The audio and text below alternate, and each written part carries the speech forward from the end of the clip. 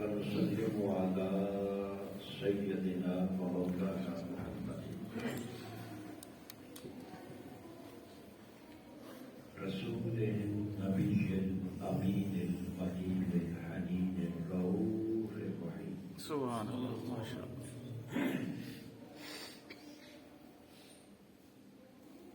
أما بعد فأعوذ بالله من الشيطان الرجيم.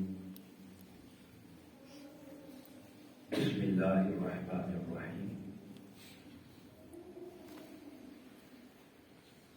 قال الله تعالى في القرآن المجيد: إلا تنصروه فقد نصره الله ما شاء الله. إذ أخرجه الذين كفروا ثاني اثنين إذ هما في الغار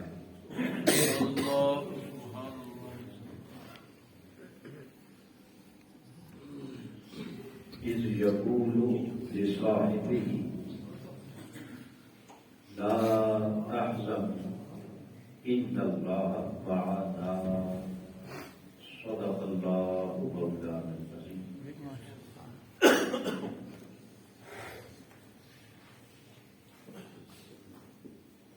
معزز علماء کرام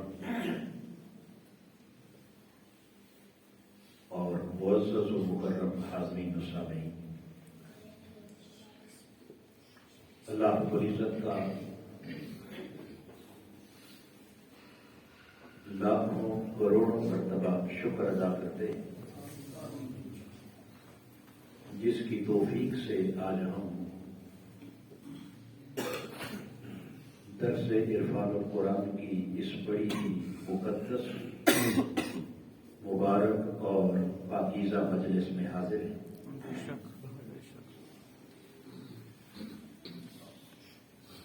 جیسا کہ آپ جانتے ہیں کہ اس ماہ مبارک کو خاص نسبت ہے آقا دو جہاں صلی اللہ علیہ وآلہ وسلم کے خلیفہ اول اور خلیفہ بلا فصل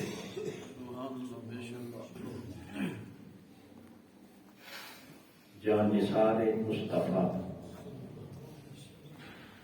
اور وفادار مصطفیٰ، یار غار مصطفیٰ اور یار مزار مصطفیٰ، امیر المؤمنین، امام المتقین، سیدنا صدیق اکبر رضی اللہ تعالی عنہ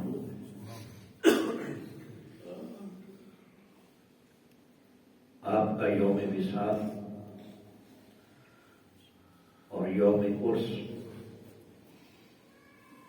اسی ماہ جمادی الثانی کی 22 تاریخ کو گزرا ہے۔ لہذا اس مناسبت سے آج کے درس کے لیے میں نے آپ کے سامنے قرآن مجید کی سورہ التوبہ کی آیت نمبر 40 اس کا کچھ ابتدائی حصہ ابھی آپ کے سامنے تلاوت کیا ہے،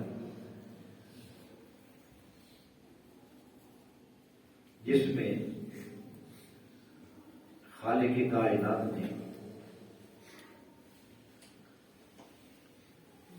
اپنے محبوب کے سفر ہجرت کو بیان کیا اور اس سفر ہجرت کے دوران اپنے محبوب کے یار غار کی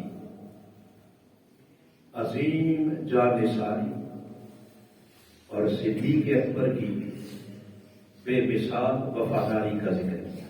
سبحان اللہ۔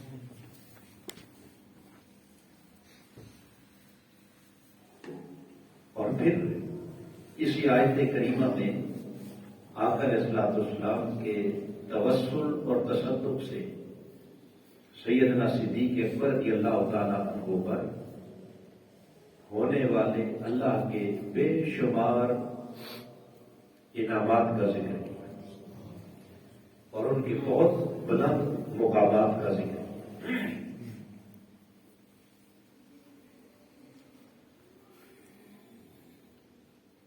یہ سورہ التوبہ جو کہ مدنی صورتوں میں سے ہے اور اس سورت کا نزول سن 7 اور 8 ہجری کے درمیان میں ہوا، چونکہ اس کی پہلی آیت کریمہ جس میں اللہ پاک نے فرمایا براءۃ من اللہ ورسولہ،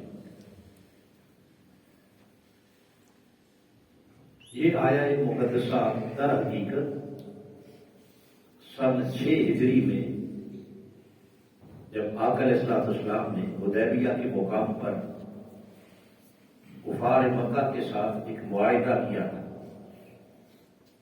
امن معاہدہ جو صلح حدیبیہ کے نام سے معروف ہے۔ تو یہ معلوم ہونا چاہیے کہ یہ معاہدہ ہوا تھا سن 6 ہجری میں، اور وہ معاہدہ کیا تھا؟ اس کا کرکس یہ تھا کہ آئندہ 10 سال کے لیے ہم آپس میں جنگ نہیں کریں گے۔ کفار مکہ اور مسلمانان مدینہ دونوں کے درمیان 10 سال کے لیے جنگ نہیں ہوگی، ایک امن معاہدہ تھا۔ مگر 6 ہجری میں ہونے والا یہ معاہدہ کم و بیش کوئی 1.5 سال کے بعد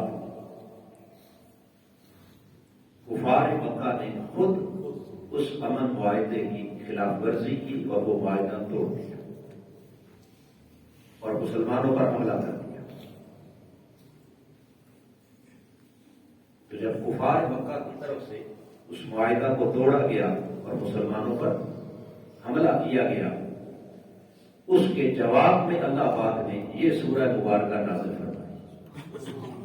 سورہ التوبہ کی پہلی آیت کریمہ میں ارشاد فرمایا براءۃ من اللہ ورسولہ، اے میرے محبوب صلی اللہ تعالی علیہ وسلم، آپ نے جو معاہدہ کیا تھا جب کفار نے اس کی پاسداری نہیں کی اور کفار مکہ اس معاہدے کو توڑ کر مسلمانوں پر حملہ آور ہو گئے، تو حبیب میرا حکم یہ ہے کہ اب انہیں پیغام دے دو کہ اللہ اور اس کا رسول بھی اس معاہدے سے بری ہو گئے۔ اب اس معاہدے کی پابندی ہمارے اوپر لازم، اللہ اور اس کے رسول پر لازم، اہل ایمان پر لازم نہیں۔ سو اسی کے نتیجے سے پھر 8 ہجری میں اللہ رب العزت نے مکہ مکرمہ کی فتح تھا۔ یہ ابتدائی بات میں نے آپ کے گوش گزار اس لیے کی کہ یہ سورہ مبارکہ جس کی آیت نمبر 40 آج کے درس کے لیے میں نے تلاوت کی ہے، اس سورت کا نزول ہوا ہے 7 اور 8 ہجری کے درمیان۔ اس عرصے میں 7 اور 8 ہجری کا زمانہ وہ ہے کہ جو آقا علیہ السلام کی حیات ظاہری کا آخری دور، چونکہ 10 ہجری میں تو آپ کا وصال ہو، لہذا اس زمانے میں 7 اور 8 ہجری کے زمانے میں جو کچھ قرآن مجید کے اندر نازل ہوا اور جو احکام الہیہ آئے، ان کی حیثیت ابتدائی نوعیت کے احکام کی نہیں، بلکہ ان کی حیثیت انتہائی درجے کے احکام کی ہے۔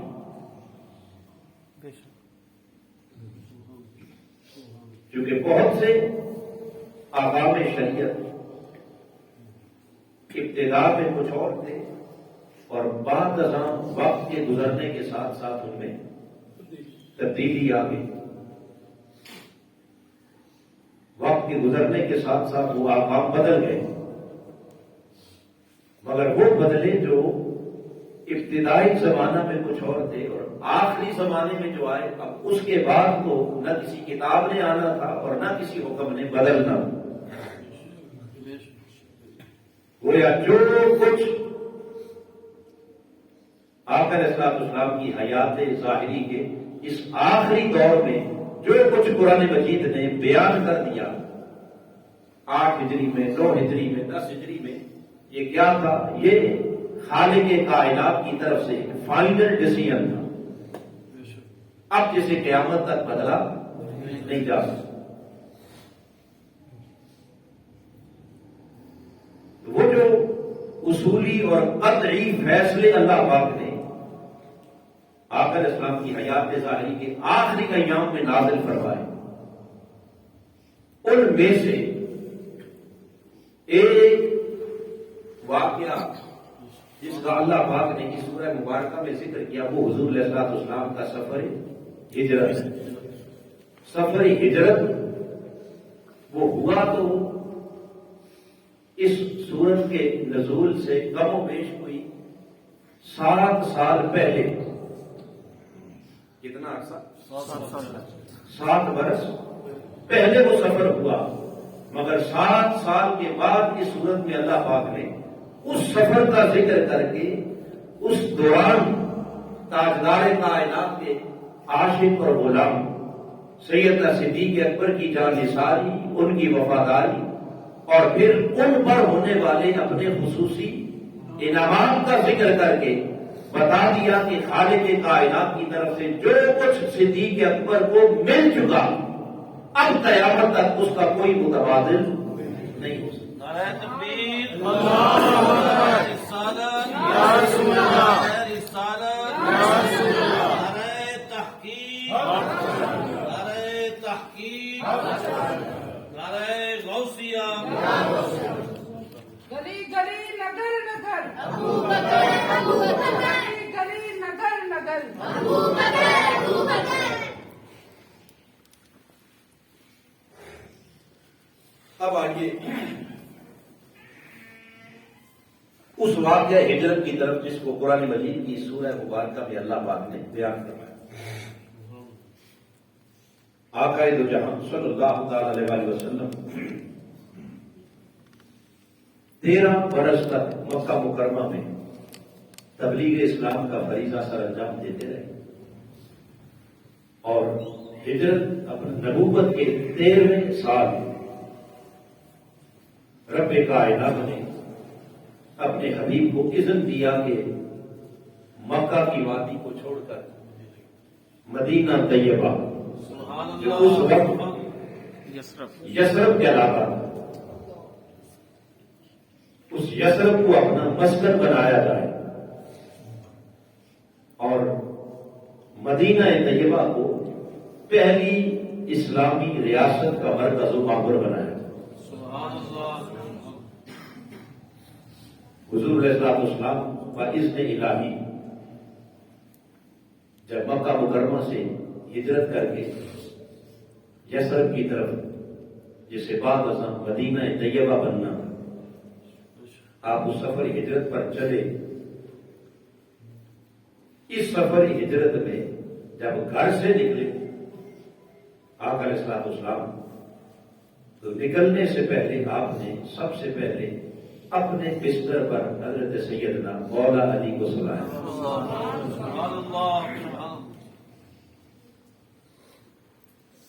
اور یہاں ایک خاص بات عرض کرنے لگا ہوں کہ اب سفر ہجرت پر جا رہے اور کفار مکہ جو آپ کی جان کے دشمن دروازے پر تلواریں لے کے آقا علیہ الصلوۃ والسلام کے قتل کے ارادے سے آنے والے اور شہید کرنے کی نیت سے ننگی تلواروں کے ساتھ جو دروازے پر کھڑے ہیں ان کفار مکہ کی امانتیں ابھی تک حضور علیہ الصلوۃ والسلام کے پاس، ان کی امانتیں ابھی تک آقا علیہ السلام کے پاس پڑی ہیں. اس کا مطلب یہ ہوا کہ اتنی شدید دشمنی کے باوجود ان دشمنوں کو بھی میرے آقا کی امانت داری پر اتنا اعتماد تھا کہ وہ قتل کرنے کے ارادے سے بھی آئے، مگر انہیں یقین تھا کہ اس کے باوجود ہماری امانت کو کوئی خطرہ نہیں. یہ ہے کردار مصطفیٰ. انہیں یقین تھا کہ ہماری امانت کو خطرہ نہیں، اور وہ یقین محض ان کا ایک گمان نہیں تھا، ایک خیال نہیں تھا، بلکہ در حقیقت تاجدار کائنات صلی اللہ علیہ وسلم کا وہی امانت دارانہ کردار تھا کہ جس کی وجہ سے آقا بھی جانتے تھے کہ جن کی امانتیں میرے پاس پڑی ہیں وہ تو دروازے پر تلواریں لے کے کھڑے ہیں، وہ تو مارنے آئے ہیں، قتل کرنے آئے ہیں، مگر اس کے باوجود میرے آقا نے اپنی سیرت سے جو امت کو پیغام دیا اور کائنات انسانی کو امانت داری کا جو میسج دیا، وہ کیا تھا کہ میرے آقا نے اس کی پرواہ نہیں کی کہ وہ دشمن ہیں، قتل کرنے آئے ہیں. آقا علیہ السلام نے رخصت ہونے سے پہلے مولا کائنات کو، علی شیر خدا کو اپنے بستر پر فرمایا میری چادر اوڑھ کے سو جاؤ، اور کل جب تک سب کی امانتیں واپس نہ ہو جائیں اس وقت تک تمہیں ہجرت کرنے کی اجازت نہیں.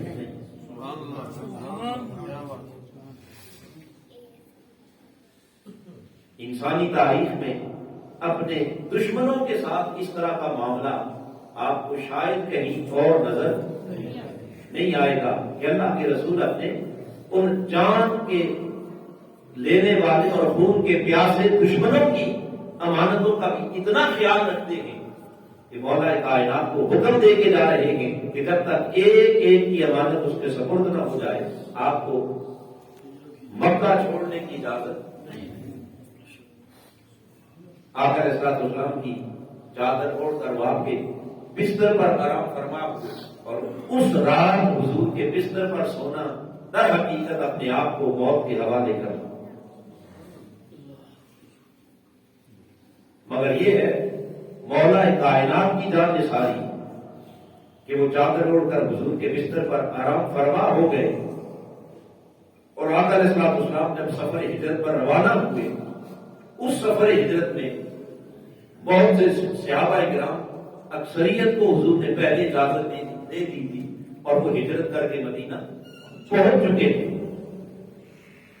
اور ابھی کچھ کر رہے تھے، مگر آقا علیہ السلام جب خود روانہ ہوئے تو حضور نے اس سفر میں اپنے ہم سفر کا جب انتخاب کیا تو تاجدار کائنات نے انتخاب کیا صدیق اکبر.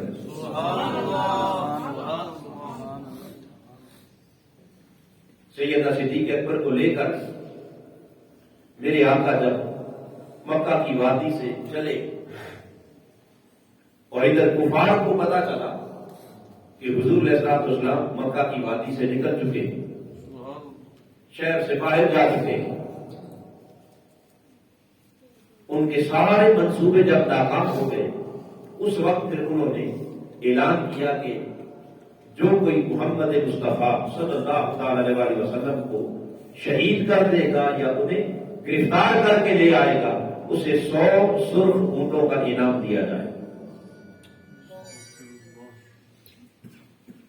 اب تمام مکہ کے لوگ حضور علیہ السلام کی تلاش میں نکل پڑے تو سیدنا صدیق اکبر چونکہ حضور کے ساتھ سفر میں تھے، آپ کو اندیشہ ہوا کہ کہیں کوئی دشمن میرے آقا کو تکلیف نہ پہنچا دے، لہذا تمام آئمہ سیرت نے اسے بیان کیا کہ اس سفر کے دوران سیدنا صدیق اکبر رضی اللہ تعالیٰ عنہ ان کی وفا کا یہ عالم کہ کبھی وہ آقا علیہ السلام کے پیچھے چلتے، کبھی تھوڑی دیر گزرتی تو وہ حضور کے آگے چل پڑتے، کبھی تھوڑی دیر گزرتی تو وہ آقا کے دائیں طرف آ جاتے، اور کچھ دیر کے بعد چلتے چلتے وہ حضور کے بائیں جانب چلنا شروع کر دیتے.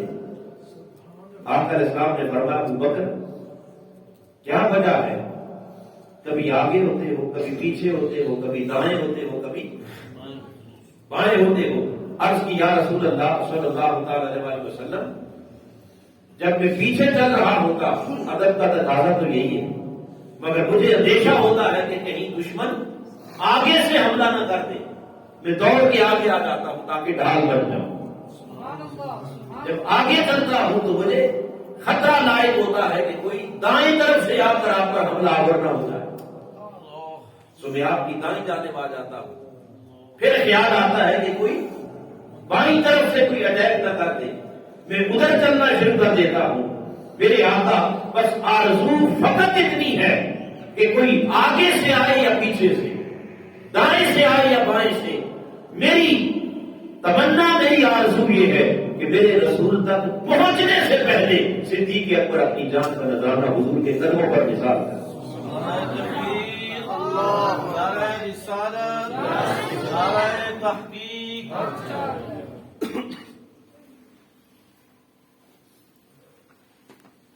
گویا اس سفر میں اور تیسرا تو تھا کوئی نہیں، ایک آقا علیہ السلام تھے اور دوسرے سیدنا صدیق اکبر۔ آقا دو جہاں کی حفاظت کی نیت سے اور حفاظت کے ارادے سے آپ نے دیکھا کہ کبھی آگے کبھی پیچھے، کبھی دائیں کبھی بائیں، اور آرزو یہ تھی کہ جدھر سے بھی دشمن حملہ کرے نشانہ صدیق بنے۔ حضور کو تکلیف، چلتے چلتے آقا دو جہاں صلی اللہ تعالی علیہ وسلم اور سیدنا صدیق اکبر جب جبل سور پر پہنچے اور غار سور کے اندر حضور علیہ السلام نے قیام کا ارادہ فرمایا، اس پورے منظر کو اس آیت کریمہ میں اللہ پاک نے بیان کیا۔ اب وہ منظر کیا ہے جسے قرآن بیان کر رہا ہے؟ آقا علیہ السلام نے ارادہ فرمایا کہ اس غار کے اندر ہم کچھ وقت کے لیے ٹھہر جائیں، قیام کر لیں، اور اس غار میں پہنچنے سے پہلے ابھی راستے میں تھے، چونکہ مکہ شہر سے باہر نکلے، آگے جبل سور تک جانے سے پہلے ابھی راستے میں تھے کہ کفار جو آپ کی تلاش کر رہے تھے، اسی تلاش کے دوران کئی کافر اپنے گھوڑے دوڑاتے ہوئے اپنی سواریوں پر بیٹھے ہوئے حضور علیہ السلام کو کوئی مشرق میں ڈھونڈ رہا ہے، کوئی مغرب میں ڈھونڈ رہا ہے، کوئی شمال میں ڈھونڈ رہا ہے کہ آقا کہاں گئے۔ ایک شخص جس کا نام تھا سراقہ بن مالک، وہ اپنے گھوڑے پر بھاگتا ہوا آقا علیہ السلام کے انتہائی جب قریب پہنچا تو حضور علیہ السلام نے اس کی طرف مڑ کر ایک توجہ کی تو وہ اپنے گھوڑے سمیت زمین میں دس گیا۔ وہیں بیٹھے ہوئے اس نے معافی مانگی۔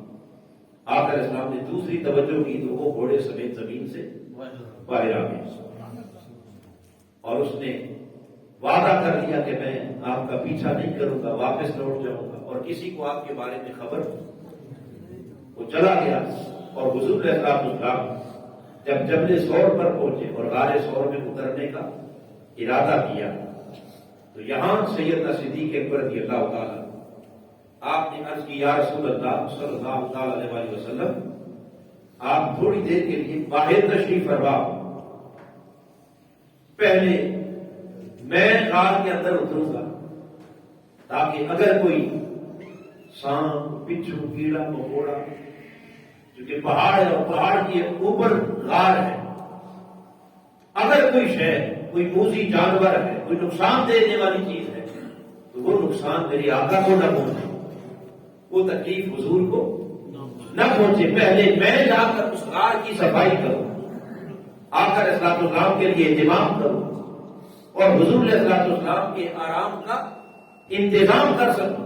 تو سیدنا صدیق اکبر پہلے غار میں اترتے ہیں، اس کی صفائی کرتے ہیں، اس کے تمام سوراخوں کو بند کرتے ہیں، حتیٰ کہ جب آخری ایک سوراخ رہ گیا تو آپ اپنی ایڑی رکھ کر، پاؤں رکھ کر اس سوراخ کے اوپر خود بیٹھ جاتے ہیں۔ جب اس سوراخ پر پاؤں رکھ کر بیٹھے اور پھر حضور کی خدمت میں عرض کی، یا رسول اللہ اب آپ تشریف لا۔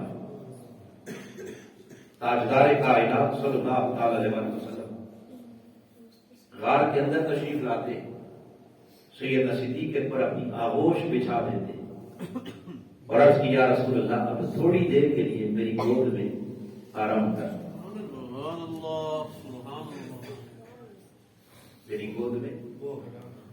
اب ذرا ایک لمحے کے لیے یہاں سوچئے کہ جب آقا اسلام مکہ مکرمہ سے چلے تھے تو دونوں اکٹھے چلے تھے، سفر بھی اکٹھا تھا، اور پھر جبل ثور پر پہنچ کر صفائی اہتمام انتظام سارا کس نے کیا؟ سیدنا صدیق اکبر نے، مگر انہیں اپنی تھکاوٹ کا احساس نہیں، انہیں صرف خیال ہے تو اپنے محبوب کی تھکاوٹ کا خیال ہے، خود اپنی گود بچھا کر بیٹھ گئے، یا رسول اللہ آرام فرمائے۔ حضور علیہ السلام جب ان کی آغوش میں سر رکھ کے آرام فرما ہونے لگے، اسی دوران دشمن ڈھونڈتے ڈھونڈتے اس غار کے قریب پہنچ گئے، اور غار کے ارد گرد جب ان کے گھوڑوں کی آوازیں سیدنا صدیق اکبر نے سنی، اگرچہ جس دروازے سے وہ داخل ہوئے تھے اللہ رب العزت نے ایک مکڑی کو بھیج کر وہاں جالا بنوا دیا اپنے محبوب کی حفاظت کے لیے، مگر اس کے باوجود جب صدیق اکبر کو احساس ہوا نا کہ دشمن ہمارے بالکل غار کے قریب پہنچ گیا، اس وقت سیدنا صدیق اکبر رضی اللہ تعالیٰ آپ کے دل کے اندر آقا علیہ السلام کے لیے ایک کیفیت پیدا ہوئی، اور وہ کیفیت یہ تھی کہ کہیں دشمن آ کر میرے رسول کو تکلیف نہ پہنچا۔ آپ تھوڑے سے پریشان ہوئے اور اس پریشانی کا اظہار آقا علیہ السلام سے کیا، اور اس پریشانی کے اظہار کرنے کے جواب میں آقا علیہ السلام نے سیدنا صدیق اکبر کو جو جواب دیا، اس سارے منظر کو قرآن مجید نے بیان کیا، فرمایا ثانی اس نئی اس غبار فی الغار اذ یقول لصاحبہ لا تحزن ان اللہ معنا۔ صدیق اکبر گھبرا رہے تھے، پریشان ہو رہے تھے کہ یا رسول اللہ دشمن آ گیا، کہیں آپ کو تکلیف نہ پہنچا دے۔ اذ یقول لصاحبہ، اور جب آقا علیہ السلام صدیق اکبر سے فرما رہے تھے لا تحزن، اے ابو بکر غم نہ کر، ان اللہ معنا، بے شک آج ہماری حفاظت کرنے والا خود خدا ہے۔ یہ ہے وہ سارا منظر جیسے اس آیت کریمہ میں خالق کائنات نے بیان کیا۔ اب آئیے ذرا قرآن کے لفظوں کی طرف۔ اس منظر کو بیان کرتے ہوئے خالق کائنات نے سب سے پہلی بات کی ثانی اثنین، جس کا معنی ہے دو میں سے دوسرا۔ واقعہ تو اس کا میں نے خلاصہ آپ کو سنا دیا، اب ذرا قرآن مجید کے ایک ایک لفظ پر غور کرنا ہوگا۔ کیا لفظ ہے؟ ثانی اثنین۔ اثنین دو کو کہتے ہیں اور ثانی دوسرے کو کہتے ہیں۔ کیا مطلب ہوا؟ دو میں سے دوسرا۔ اب وہ دو کون تھے؟ ایک صدیق اکبر تھے اور دوسرے آقا دو جہاں صلی اللہ علیہ وسلم۔ اس میں تو کسی کو بھی کوئی اختلاف نہیں، سب کا اتفاق ہے کہ اس رات حضور کے ساتھ کوئی تیسرا نہیں تھا، دو ہی تھے، ایک حضور تھے اور دوسرے صدیق اکبر۔ مگر خالق کائنات نے جب ان کا ذکر کیا تو یوں فرمایا ثانی اثنین، دو میں سے دوسرا۔ اب سوال یہ ہے کہ دو تو معلوم ہے کہ ایک ابو بکر ہے اور ایک حضور ہے، مگر دو میں سے دوسرا کسے قرآن کہہ رہا؟ دو میں سے دوسرا بولیے، دوسرا کسے کہہ رہا ہے؟ تو قرآن مجید کو سمجھنے کے لیے اس کے سیاق و سباق کو دیکھنا ہوتا ہے۔ اب اس آیت کریمہ کو جہاں سے شروع کیا اذ اخرجہ، اس اخرجہ الذین کفروا، بلکہ اس سے بھی پہلے الا تنصروہ فقد نصرہ اللہ۔ رب کائنات نے فرمایا کہ اگر تم ان کی مدد نہ بھی کرو تو بے شک اللہ پاک نے پہلے سے اپنے محبوب کی مدد کی۔ فقط نصرہ اللہ، تو جس کی اللہ نے مدد کی اس سے مراد کس کی ذات ہے؟ آقا علیہ السلام کی ذات ہے گرامی۔ اور آگے قرآن نے کہا اس اخرجہ، اب یہ ہو کی ضمیر یہ بھی حضور کی طرف جا رہی کہ کفار نے کن کو مکہ سے نکالا؟ آقا علیہ السلام۔ اللہ نے کس کی مدد کی؟ حضور کی مدد۔ تو چونکہ پیچھے آقا علیہ السلام کا ذکر مبارک چلا رہا ہے، لہذا اسی سیکوینس میں آگے فرمایا ثانی اثنین، دو میں سے دوسرا۔ اس پچھلے پورے پس منظر کو دیکھیں تو یہاں دو میں سے جسے دوسرا کہا جا رہا ہے وہ ہے تاجدار کائنات کی ذات اقدس۔ دو میں سے جسے دوسرا کہا وہ کون ہے؟ بولیے، تاجدار کائنات صلی اللہ تعالی علیہ وسلم کی ذات۔ تو دو میں سے جب دوسرے حضور ہوئے تو پھر دوسرے کا کوئی پہلا بھی تو ہوگا، ثانی کا کوئی اول بھی تو ہوگا۔ ثانی تو تبھی ہوتا ہے کہ جب کوئی اول بھی ہو، دوسرا تب ہوتا ہے کہ جب کوئی پہلا بھی ہو۔ تو پھر پہلا کون قرار پایا؟ قرآن مجید کی اس آیت کریمہ کی روح سے رب کائنات نے اپنے محبوب کو دوسرا کہا اور ابو بکر کو پھر بولیے ابو بکر کو کیا؟ اور بکر کا معنی ہی پہلا ہے۔ یہ تو قرآنی نص آ گئی۔ اور اب آئیے آپ کے اس کنیت کی طرف۔ ابو بکر، آپ کو ابو بکر کہا کیوں گیا؟ یاد رکھ لیں کہ ابو بکر نام نہیں، نام تو عبداللہ۔ نام کیا ہے؟ پھر بولیے نام عبداللہ ہے، مگر کنیت کیا ہے؟ ابو بولیے ابو بکر۔ ابو بکر کا ویسے تو معنی بنتا ہے بکر کا باپ، لیکن آپ کی اولاد میں آپ کے بیٹوں میں کوئی بکر نہیں تھا، کسی بیٹے کی وجہ سے انہیں ابو بکر نہیں کہا، بلکہ بکر کا معنی ہے آگے بڑھنا، پہل کرنا، فرسٹ، پہلے کو کہتے ہیں بکر۔ ابو بکر کا مطلب ہے سب سے پہلا۔ کیا مطلب ہے؟ بولیے سب سے پہلا۔ اور ادھر خالق کائنات نے ثانی اثنین میں اپنے حبیب کو ثانی کہہ کر جب اقتضان اور اشارتاً ابو بکر کو پہلا کہہ دیا تو ان کا پہلا ہونا اس قدر معروف ہو گیا کہ آج 14 صدیاں بیت گئی، لوگ ابو بکر کے نام کو بھول گئے، کسی کو عبداللہ یاد نہیں، جو بھی نام لیتا ہے تو ابو بکر کہتا ہے، جو بھی نام لیتا ہے تو کیا؟ ابو بکر۔ بولیے اصل نام تو کسی کو یاد ہی نہیں۔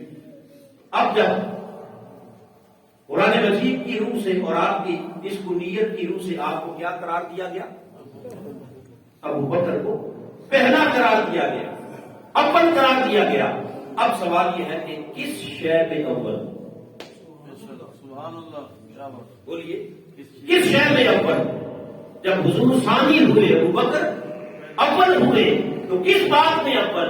صاف ظاہر ہے کہ مقام اور مرتبہ میں تو حضور سے اول کوئی ہو نہیں سکتا، شان میں تو میرے مصطفیٰ سے اول کوئی، مقام میں تو حضور ہی اول ہے، شان میں تو مصطفیٰ ہی اول ہے، مرتبے میں حضور اول ہے۔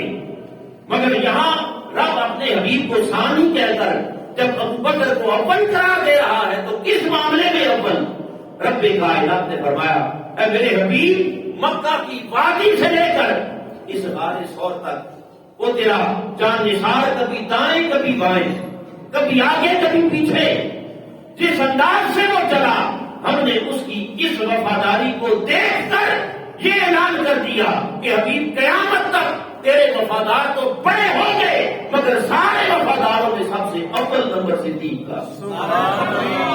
نعرہ رسالت، نعرہ تحقیق، گلی گلی نگر نگر، گلی گلی نگر نگر.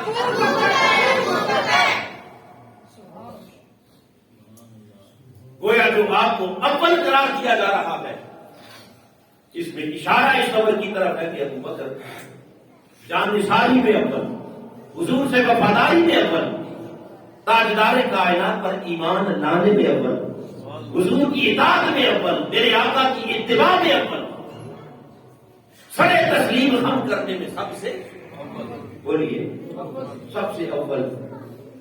اور پھر جس موقع پر ثانی اثنین کہا جا رہا ہے وہاں پھر ذرا ایک لمحے کے لیے چشم تصور میں اس منظر کو لائیں. ادھر غار کے دہنے پر پہنچے دروازے پر تو پہلے غار میں کون داخل ہوا؟ بولیے نا، پہلے کون داخل ہوا؟ صدیق اکبر. تو ثانی اثنین یہاں خالق کائنات در حقیقت اس حقیقت کو بھی بیان کر رہا ہے کہ غار میں داخل ہونے میں صدیق اول اور مصطفیٰ دوسرے، وہ بعد میں داخل ہوئے صدیق، اور صدیق کا پہلے داخل ہونا یہ کیا تھا؟ یہ جان نثاری، یہ حضور سے وفاداری تھی. لہذا یہ اول ہوئے اور وہ ثانی، اور وہ جو ثانی ہے آقا دو جہاں کی ذات اقدس، ان کے لیے قرآن کہتا ہے کہ ثانی اثنین اذ ہما فی الغار، جب دونوں غار کے اندر موجود تھے، جب دونوں غار کے اندر موجود تھے تو ان دونوں موجود میں سے ثانی نے اپنے صاحب سے کہا اذ یقول لصاحبہ لا تحزن. کس نے کہا؟ تاجدار کائنات نے فرمایا. کن سے؟ صدیق اکبر سے. کیا فرمایا؟ لا تحزن، اے ابو بکر گھبرانے کی ضرورت نہیں. اب حاضرین محترم، فرمانے والا کون؟ حضور. کن سے فرمایا جا رہا ہے؟ صدیق اکبر سے. اب اس فرمان کو جن لفظوں سے قرآن نے بیان کیا وہ بھی قابل غور ہے. فرمایا اذ یقول لصاحبہ، اے لوگوں ذرا یاد تو کرو کہ جب میرا مصطفیٰ اپنے صاحب یعنی اپنے صحابی صدیق اکبر سے فرما رہا، جب میرا حبیب اپنے صاحب یعنی اپنے صحابی کن سے؟ صدیق اکبر سے فرما رہا تھا.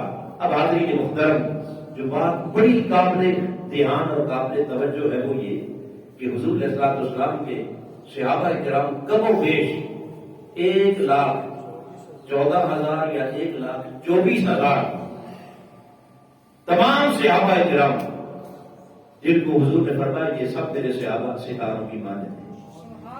مگر جو بات قابل امتحان ہے وہ یہ کہ ان میں سے کسی ایک کی صحابیت کا ذکر اللہ نے قرآن میں نہیں کیا. ان کے صحابی ہونے کا ذکر بولیے قرآن مجید میں کیا.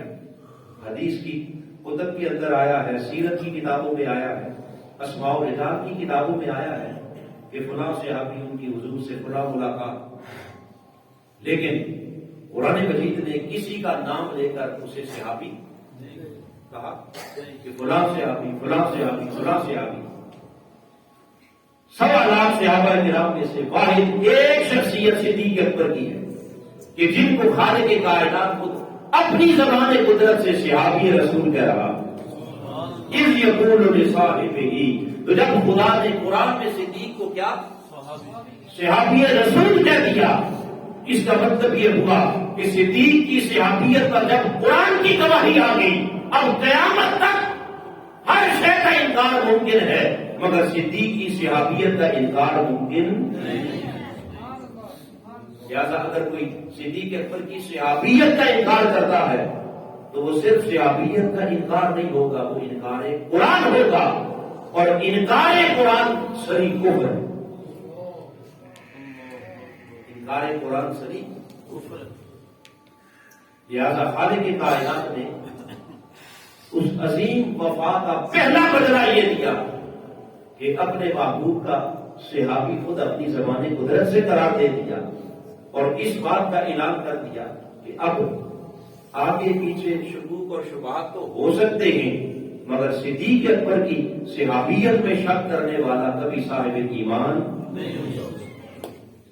صدیق اکبر کی صحابیت کو ماننا، اس کو اللہ نے ضروریات ایمان میں داخل کر دیا کہ جب تک جیسے خدا کی توحید پر ایمان ہے، جیسے مصطفیٰ کی رسالت پر ایمان ہے، جیسے قرآن کے کتابیں الہی ہونے پر ایمان ہے، اس طرح صدیق اکبر کی صحابیت پر جب تک ایمان نہ لایا جائے اس وقت تک ایمان قابل قبول ہی نہیں۔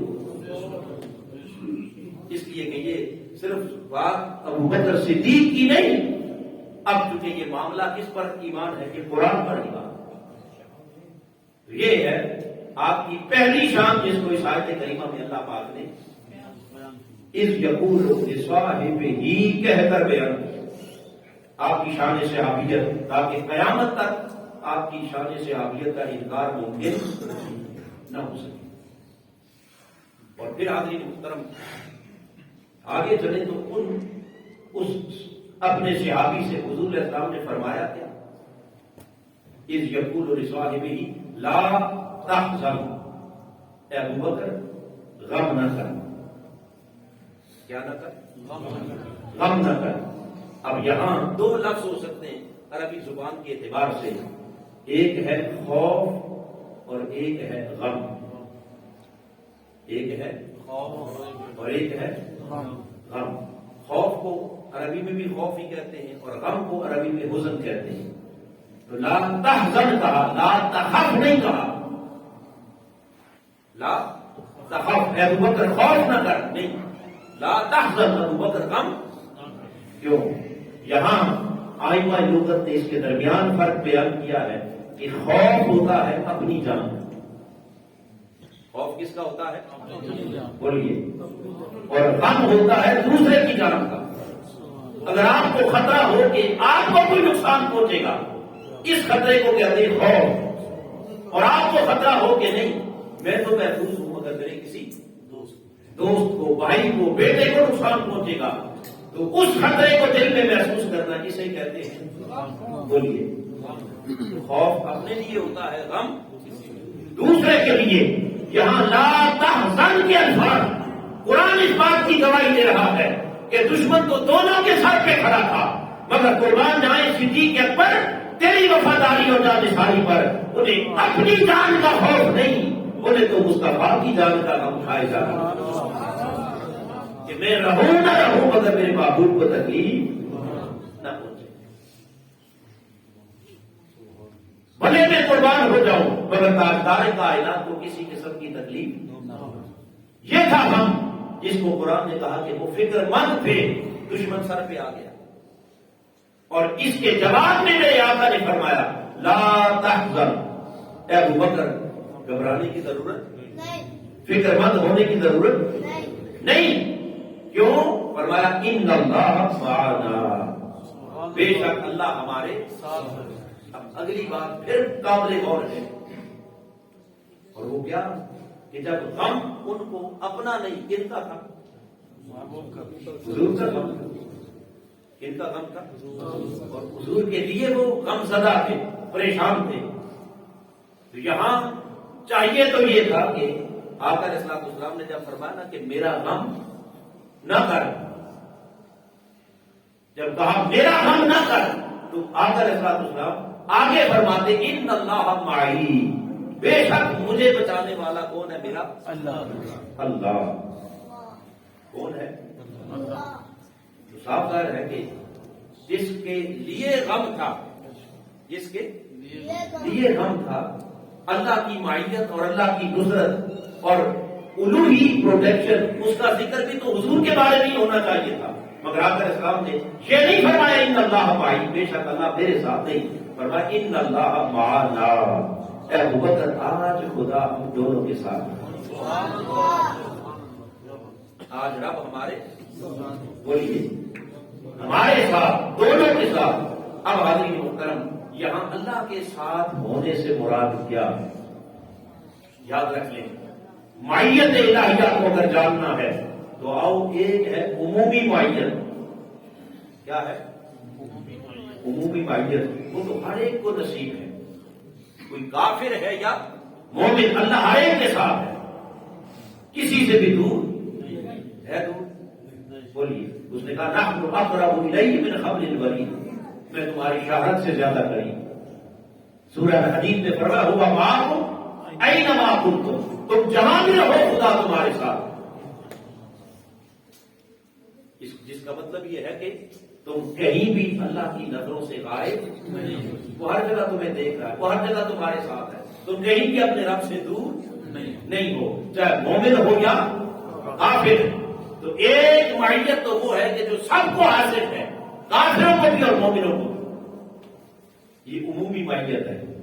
اور ایک اس سے اوپر خاص معیت، کیا خاص؟ بولیے، خاص معیت ہے۔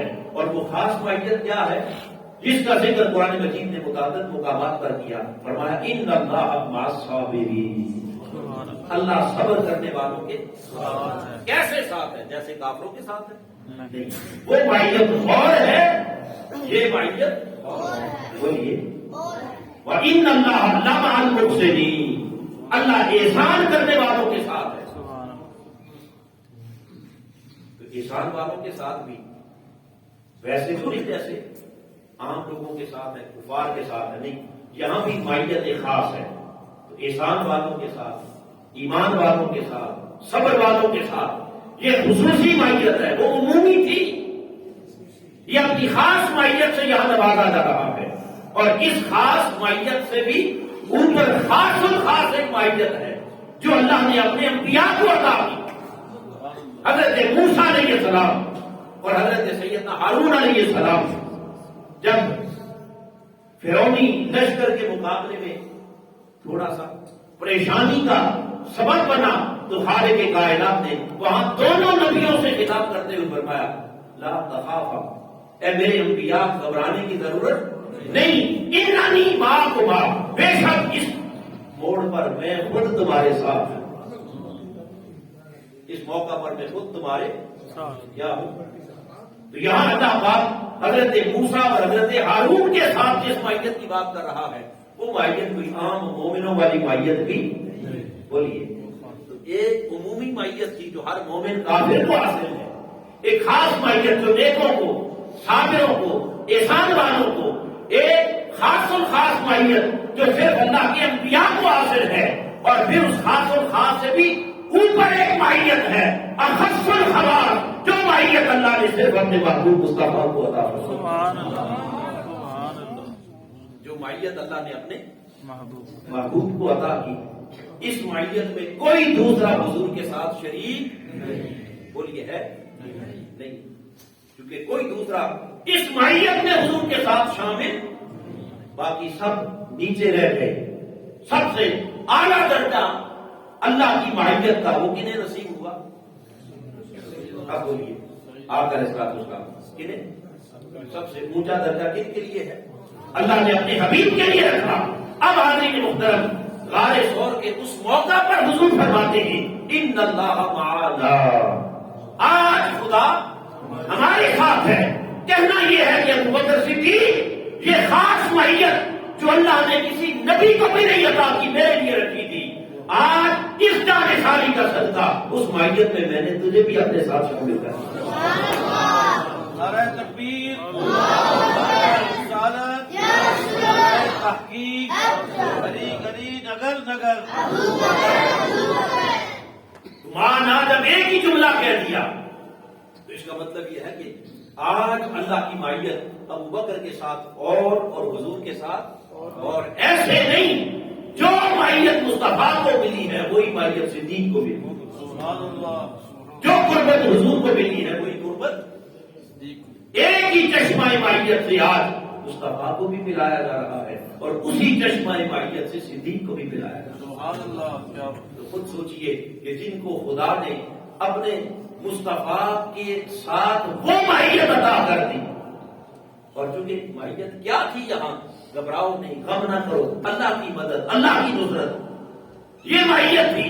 تو جس کے ساتھ حامی اور ناصر ہو کر خدا جس کے ساتھ اس طرح ہو جائے جس طرح اپنے مصطفیٰ کے ساتھ ہوتا ہے، اب سوچئے کہ کیا اس ہستی کے بہکنے بھٹکنے اور راہ سے ہٹنے کا کوئی امکان باقی رہ جاتا ہے؟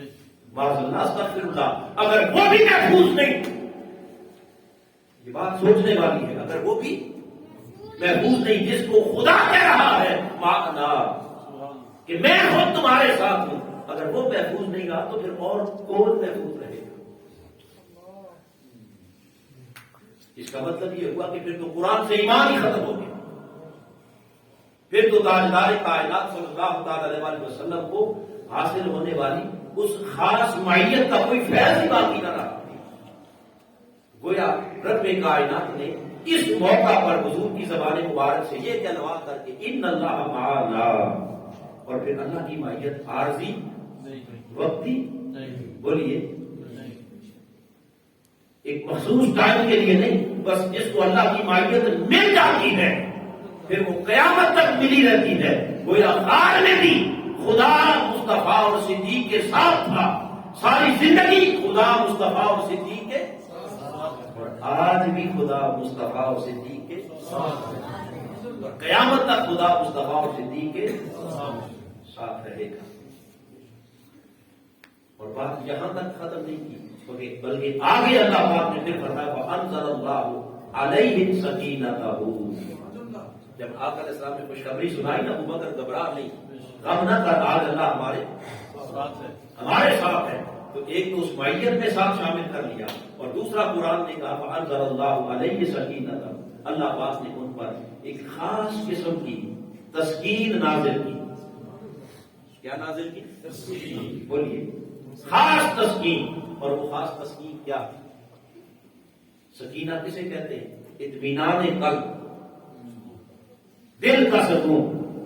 اب حاضرین محترم، وہ تسکین کی کیفیت اللہ نے کس پر نازل کی؟ علیہ، کیونکہ یہاں قرآن مجید نے کہا اس پر، تو کس پر نازل کی؟ صاف ظاہر ہے کہ جس کے دل میں اضطراب تھا، تسکین بھی اسی کو چاہیے۔ حضور تو پہلے ہی مطمئن تھے، آقا کو تو کوئی ہم کوئی کھٹکا، لہٰذا ان پر تو تسکین اتارنے کی ضرورت نہیں تھی، وہ تو پہلے ہی تسکین میں تھے۔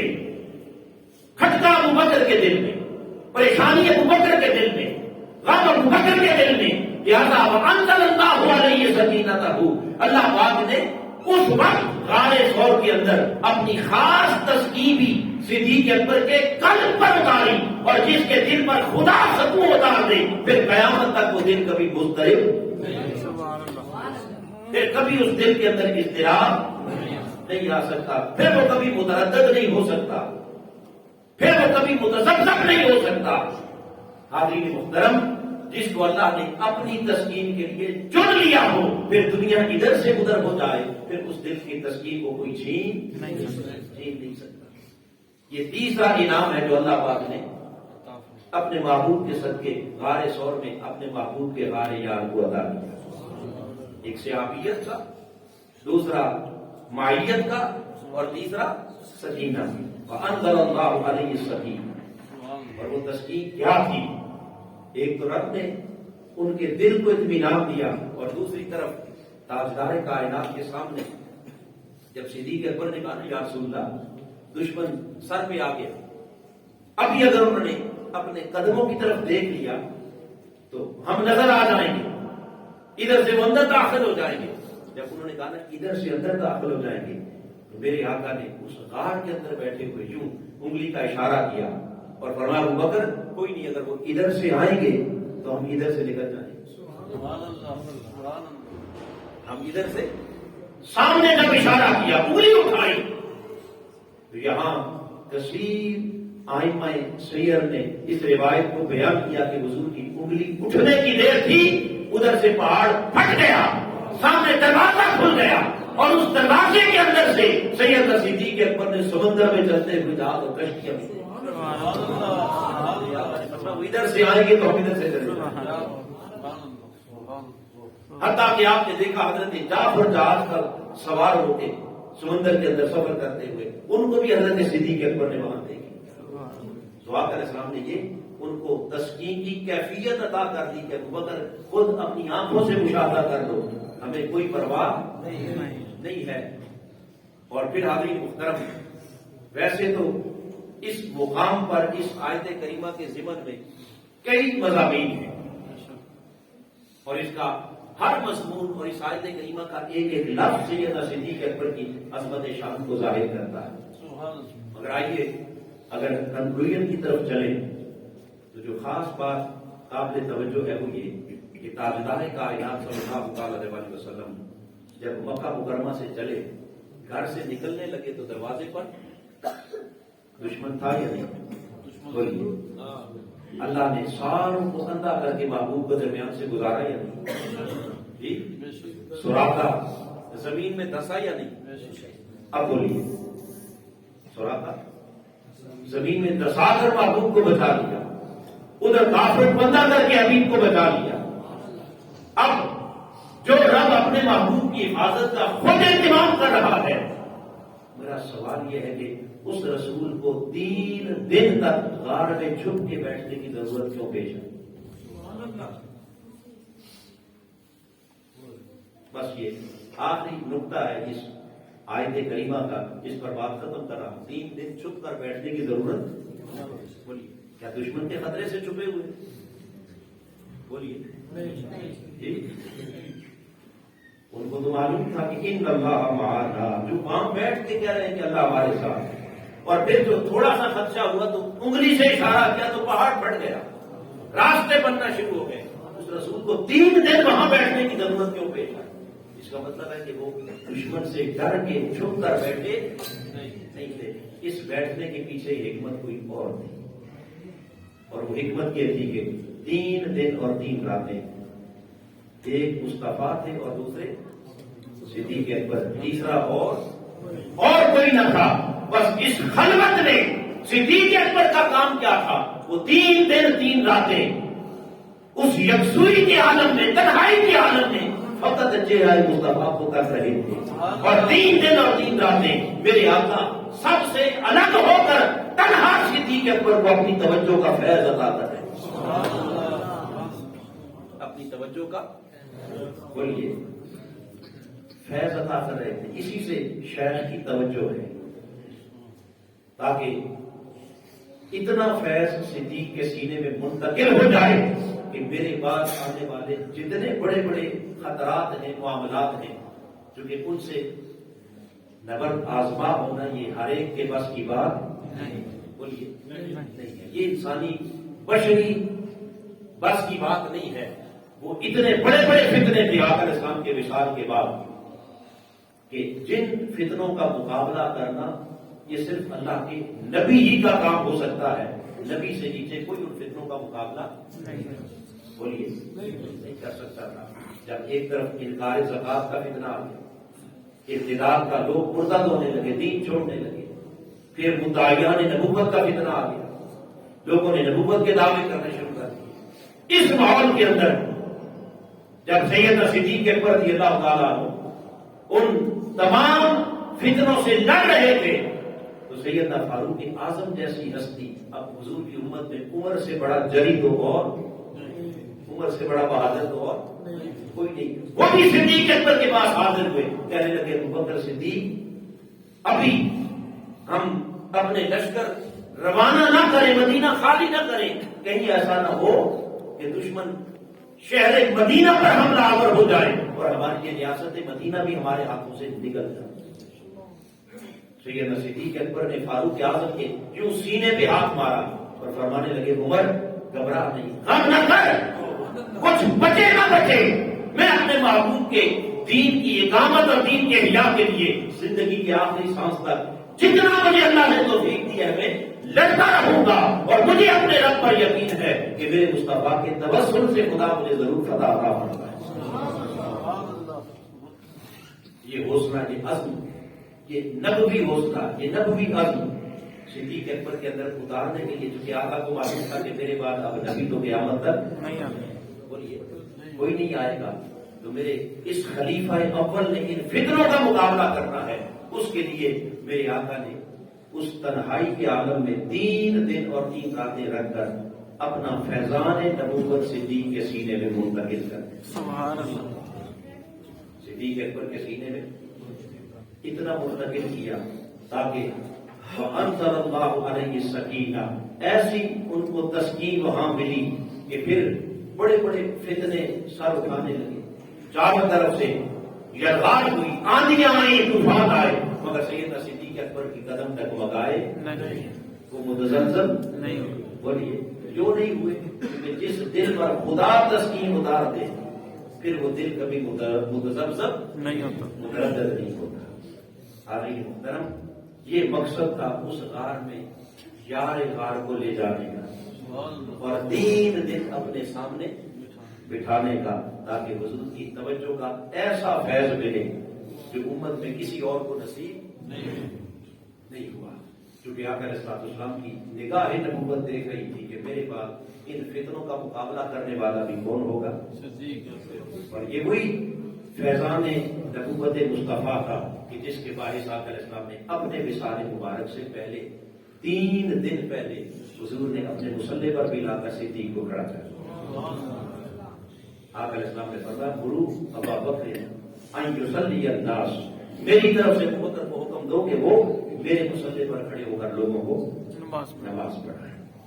تو حاضرین محترم، یہ سارے اعزازات آقا علیہ السلام کی امت میں بلکہ جمیع صحابہ میں یہ سب اعزازات اللہ نے کسے عطا کی؟ سیدنا صدیق اکبر کو. اور یہ سارے اعزازات ان کے پیچھے جو اصل حقیقت ہے وہ کیا ہے؟ وہ حضور کی جانثاری بھی ہے اور آقا کی وفاداری بھی ہے. اس کو علامہ نے کہا تھا نا کہ محمد سے وفاتوں نے تو ہم تیرے ہیں، یہ جہاں چیز ہے کیا لوہو قلم تیرے ہیں. پھر خدا بھی تمہارا ہے، خدائی بھی شرط یہ ہے کہ تم مصطفیٰ کی ہو. حاضرین محترم، بس آقا سے وفا یہ پیغام ہے صدیق کی سیرت کا. حضور سے وفا یہ پیغام ہے رب کائنات کے قرآن کا. اور یہ خلاصہ اور نچوڑ ہے آج کے اس درس عرفان القرآن کا. اس درس عرفان القرآن کی نشست کا اصل مقصد بھی یہی، تاکہ ہم قرآن مجید کے ساتھ جڑیں اور قرآن مجید کو سمجھیں اور پھر اس قرآن مجید کے ذریعے تاجدار کائنات کے قدموں تک رسائی پا سکیں. اور پھر آقا علیہ السلام کے توسل سے ہم اپنے رب کی رضا کو حاصل کر سکیں.